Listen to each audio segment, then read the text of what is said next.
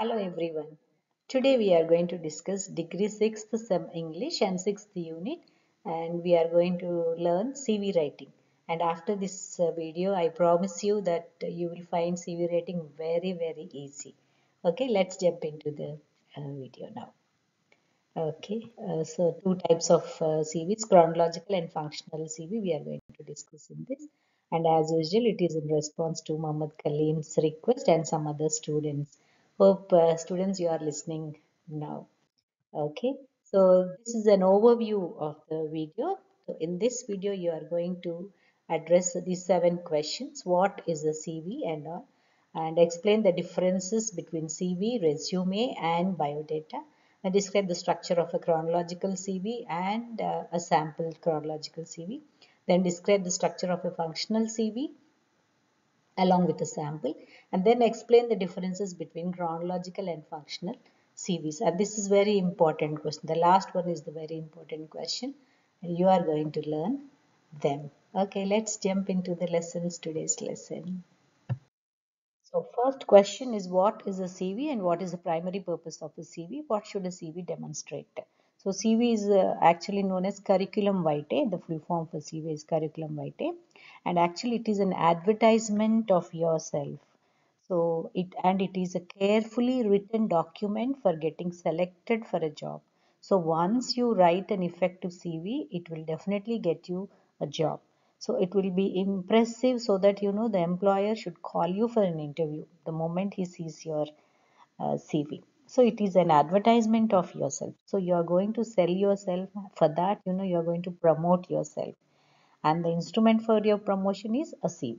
So the primary purpose of a CV is to make you appear attractive, interesting, and worth considering to the company. After going through your CV, the prospective employer should be impressed and interested enough to call you for an interview. A CV in itself may not get you the job, however, but an effective CV is the gateway to a successful career. A CV should demonstrate that you have the required ability and the attitude to perform the job you have applied for. So you are going to convince the employer through your CV. You should send a CV when it is asked for in a job advertisement or when you are inquiring what are the jobs available. Okay, so that is the purpose of a CV. So this is the first question, and this may come for 2 marks students. It is a short question. Before we try to understand what a CV is, we will try to differentiate between a resume, a CV, and a biodata. So, though there are differences between these three documents, but the purpose is similar. They serve a similar purpose, that is to impress upon the employer. They showcase your capabilities and your qualifications so that the employer will get impressed by these three documents, and then he will be kind of compelled to select you for the interview. Okay, student, now let us first understand what a resume is.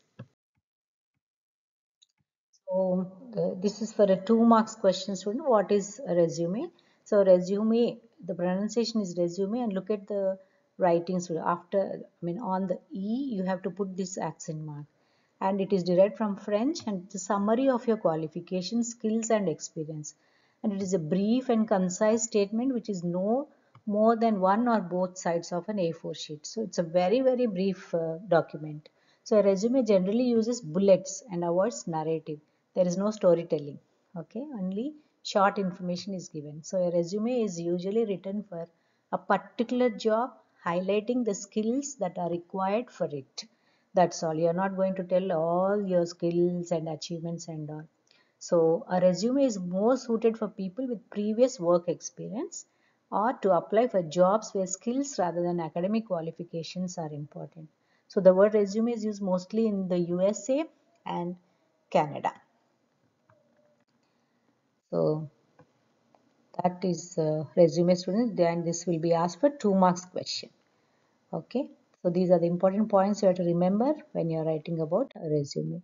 Then comes the CV or the curriculum vitae. So CV or a curriculum vitae, this is derived from Latin. Remember this, don't get confused. Is also a summary, but it is longer and more detailed. So in addition to academic qualification and professional experience, It includes other information such as hobbies, awards, honors, memberships of association, etc. And it is at least 2 or 3 pages long, and it can be more also, students. A CV displays general talent rather than specific skills for a specific position, and it provides information about all the degrees, jobs, and professional skills that you have acquired. So the more qualifications you acquire, the thicker it becomes, the more number of pages you are going to add to your CV. A CV therefore is more suitable for fresh graduates and those applying to academic and scientific and research positions. So CV is more common in UK, Europe, New Zealand, and in Commonwealth countries. Okay, that is about CV, students. So it's a detailed information. Then comes biodata. So what is biodata? It's a short form of biographical data, is a rather old-fashioned term for resume or CV. The emphasis on biodata is on personal information such as date of birth, religion, nationality, resident, because this is going for the government employment. So when you are applying for a government employment, you are giving the biodata. So biodata lists educational qualification and experience in a chronological order. Means the latest, the basic qualification you will write first, and then you will be going for the highest qualification. Specific skills which usually come first in a resume, here they come last. So biodata is often made in a format specified by the employer. The employer will give you the biodata sheet. Means whichever skills he wants or she wants, they will be mentioned there. It is mostly used in India while applying for government jobs. The term biodata is familiar mostly in South Asian countries such as India, Pakistan, and Bangladesh. So there the term biodata is used. So personal details are never included, and the format is given by the employer. So this is important question, students. Explain the differences between CV, resume, and biodata. So CV is derived from Latin, resume is derived from French, and biodata is an old-fashioned term for a CV or resume. Then it's a longer and detailed summary of about 3 pages long. Resume is a brief summary and only required qualifications are mentioned. And then format is specified by the employer in biodata. So here CV includes info like academic qualifications, professional experience, hobbies, award, honors, memberships of association. Here only bullets are used, and it avoids narrative. So emphasis is on personal info like date of birth, religion, nationality, residence, and marital status. Suitable for fresh graduates applying for academic, scientific, and research positions, and this is suitable for people with previous work experience. And here educational qualifications and experience are listed in chronological order in biodata. And CV is mostly used in UK, Europe, New Zealand, and many other Commonwealth countries. And resume is mostly in USA and Canada, and this is biodata is used mostly in India, Bangladesh, and Pakistan. Okay, students.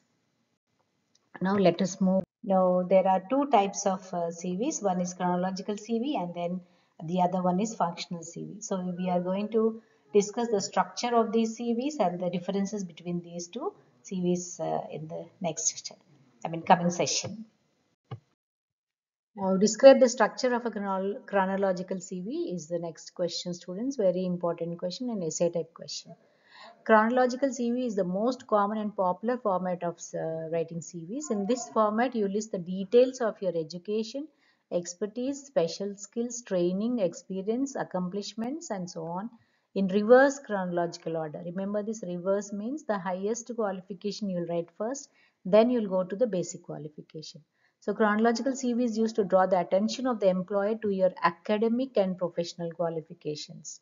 Okay, it is used to project an overall summary of your career rather than to highlight any specific aspects. And a chronological CV works best if you are still a student or a fresh graduate and therefore do not have any special accomplishments or specific skills to highlight. So it will also work well with those who have a steady career graph and have been in the same field of study or work over a period of time and are applying for a position in the same field. However, if there are gaps in your educational career or if you have shifted from one field to another too often, a chronological CV is not suitable as it calls the prospective employee's attention to the gaps. So if there are any breaks in your career, do not go for a chronological CV.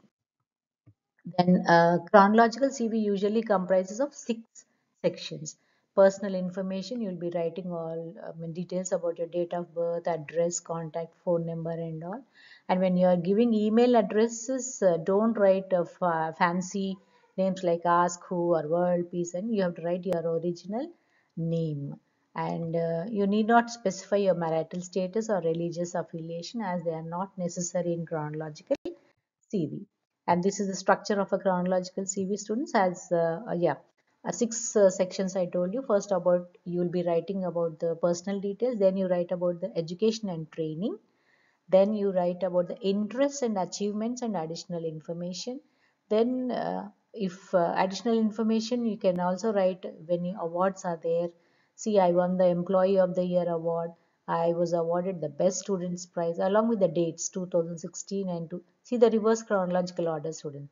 First he mentioned about 2016, then he writes about 2012. So it will be going in a reverse order. Then these are the important aspects. Again, references you have to give of two important persons or the eminent personalities in your career. She is here HR and training, along with the phone number and email address are very, very important.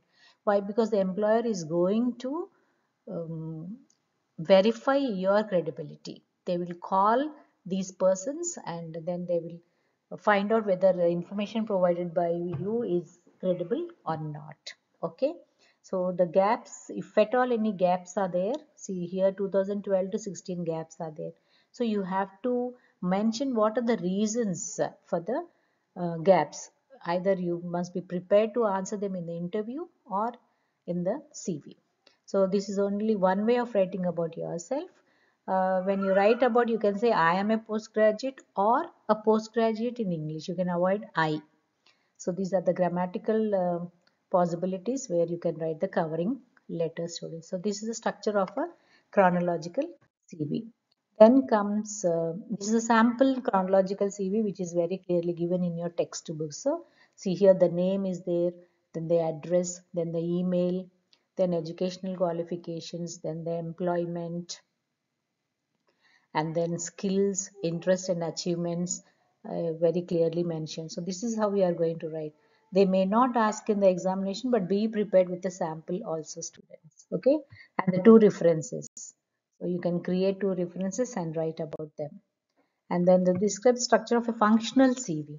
So this is a functional CV, students. It projects your transferable skills and helps you to draw the attention of the prospective employer.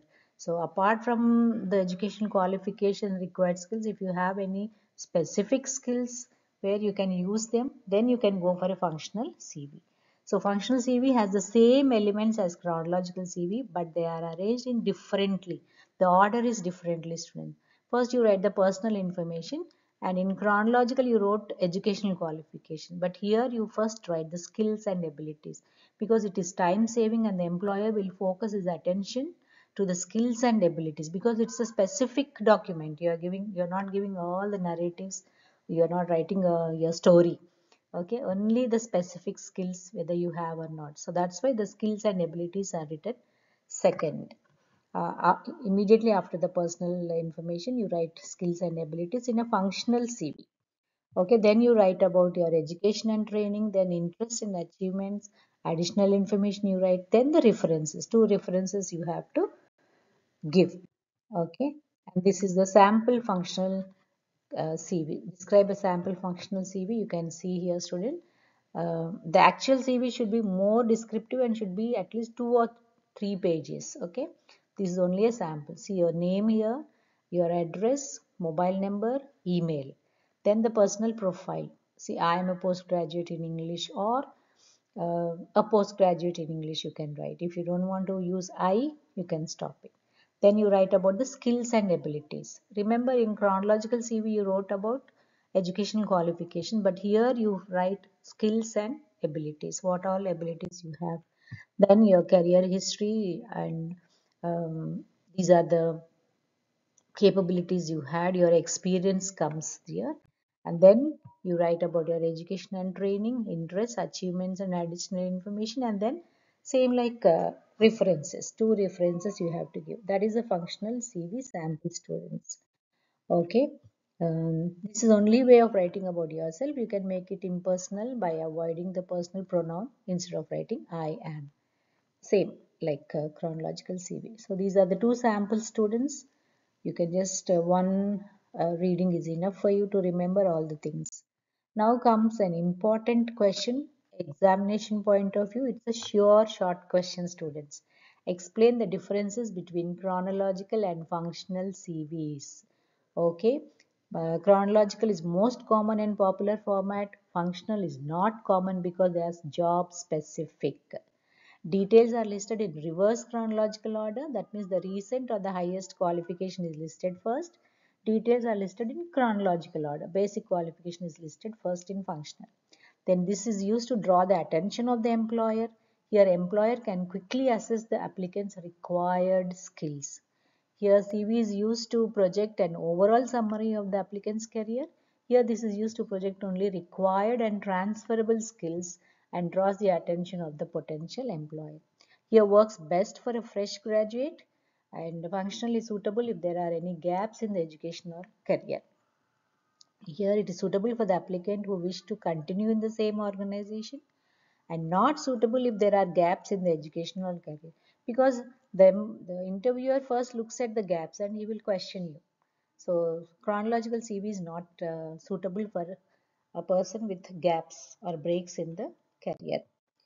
Then its continuation, it usually comprises of 6 sections like personal information followed by education, qualification, then experience, skills, achievements, and references follow. Here usually comprises of 6 sections, but the order difference. After personal information, you write about the skills and abilities, not the education.